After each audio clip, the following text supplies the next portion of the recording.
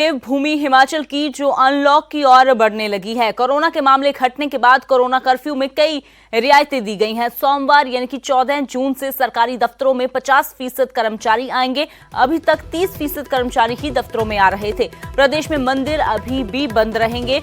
शादी समारोह के लिए बंदिशें जारी रहेंगी। 20 लोग ही शादी में शामिल हो सकेंगे। बाहरी राज्यों से हिमाचल आने के लिए अब आरटी-पीसीआर टेस्ट की जरूरत खत्म कर दी गई है, लेकिन ई पास अनिवार्य रहेगा। शैक्षणिक संस्थान आगामी आदेशों तक बंद रहेंगे और साथ ही इंटरस्टेट बसें चलाने का जो फैसला है वो लिया गया है, क्योंकि लगातार ये मांग भी की जा रही थी कि ट्रांसपोर्टेशन जो है उसको शुरू किया जाए। तो 50% कैपेसिटी के साथ बसें चलेंगी। बसें चलाने को मंजूरी मिल चुकी है। आरटी-पीसीआर टेस्ट की जरूरत अब खत्म हो गई है। अगर आप हिमाचल जाना चाहते हैं तो अब आपको आरटी-पीसीआर टेस्ट की जरूरत नहीं है, लेकिन कोरोना नियमों का पालन आपको जरूर करना होगा। तो अनलॉक की ओर बढ़ने लगा है हिमाचल। इससे पहले अलग अलग प्रदेश, अगर बात की जाए पंजाब की, हरियाणा की, चंडीगढ़ की, वहां पर कोरोना के कम होते मामलों को देखते हुए रियायतें दी गई हैं। तो अब देवभूमि हिमाचल भी अनलॉक की ओर बढ़ने लगी है। जो नई रियायतें हैं वो सोमवार से यानी कि 14 जून से लागू होंगी। बंद रहेंगे। जो पुरानी बाकी रिस्ट्रिक्शन है वो बंद रहेंगे। धार्मिक जो है बंद रहेंगे। जिम, कोचिंग क्लासेस वगैरह दूसरी तीसरी सब बंद रहेंगे धीरे धीरे, क्योंकि अभी भी 6000 का आंकड़ा है पॉजिटिव का। इसलिए जब तक ये नीचे नहीं आता तब तक जो है रिस्क नहीं लिया जा सकता है। इसलिए धीरे धीरे जो है वो जो प्रोटोकॉल भी है इसका, उसमें भी एकदम से जो है वो आप अनलॉक नहीं कर सकते हैं। धीरे धीरे जो है उसको करेंगे और उसको देख करके जो है वो जैसे जैसे सिचुएशन ठीक होती जाएगी वैसे वैसे जो है वो।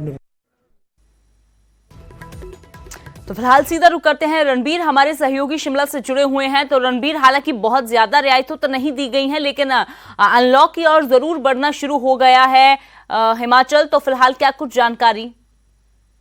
जी देखिए, अब थोड़ी रियायत जो है राज्य सरकार ने दी है, लेकिन सरकार का ये कहना है कि अभी भी जो है खतरा टाला नहीं है, सावधानी बरतनी होगी। इसलिए जो है फेज मैनर में जो है अनलॉक की तरफ हिमाचल बढ़ेगा। धारा 144 को खत्म कर दिया गया है। जो कोरोना कर्फ्यू है उसे शाम को 5 बजे से सुबह के 5 बजे तक जो है लागू रखा गया है। ये राज्य सरकार ने कहा है। दुकानों की टाइमिंग भी ऐसा नहीं है कि पूरी तरह से है। जो बाजार है वो 9 से 5 तक, सुबह 9 बजे से शाम 5 बजे तक खुलेंगे।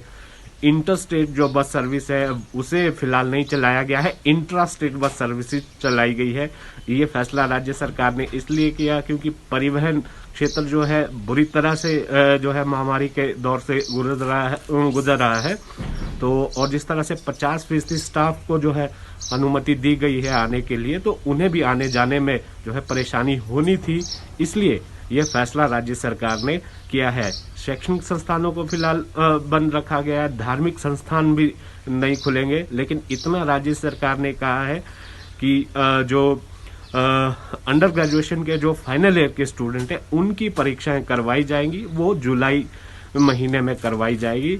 और जो मेडिकल कॉलेज है और फार्मेसी कॉलेज है, डेंटल कॉलेज है, वो 23 जून से खुलेंगे। और इसके अलावा जो फार्मेसी और नर्सिंग स्कूल है वो 28 जून के बाद खुलेंगे। तो कुल मिलाकर रियायतें काफी सारी दी गई है।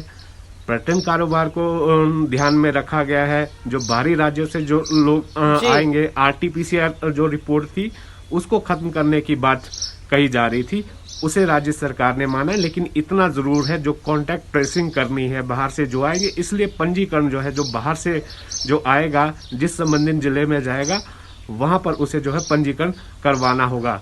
तो कुल मिलाकर राज्य सरकार ने थोड़ी अर्थव्यवस्था पर ध्यान दिया है कि धीरे धीरे जो है ताकि अर्थव्यवस्था को भी नुकसान ना हो, और जो लोग इससे जूझ रहे, प्रभावित है, कारोबारी है, दुकानदार है, उनका भी राज्य सरकार ने ध्यान रखा है। जी अमृत। बिल्कुल रणबीर, तो धीरे धीरे अनलॉक की ओर बढ़ना जरूर शुरू हो गया है, क्योंकि जैसे पहले भी कहा गया कि एक साथ तो सब कुछ नहीं खोला जा सकता, क्योंकि अभी भी कोरोना का कहर बरकरार है। लेकिन अब रियायतें जरूर मिलनी शुरू हो गई हैं, लोगों के लिए राहत ये जरूर है। शुक्रिया इस तमाम जानकारी के लिए। तो फिलहाल अब हिमाचल भी अनलॉक की ओर बढ़ना शुरू हो गया है। कोरोना के मामले घटने के बाद कोरोना कर्फ्यू में राहत जो दी गई है, सोमवार यानी कि 14 जून से सरकारी दफ्तरों में 50% कर्मचारी आएंगे। अब 50% लोगों के साथ बसें भी चल सकेंगी, लेकिन धार्मिक स्थल बंद रखे हैं अभी। 20 लोगों के साथ ही जो शादियां अभी होंगी, लेकिन RT-PCR टेस्ट की शर्त जो है वो खत्म कर दी गई है बाहरी राज्यों से आने वालों के लिए।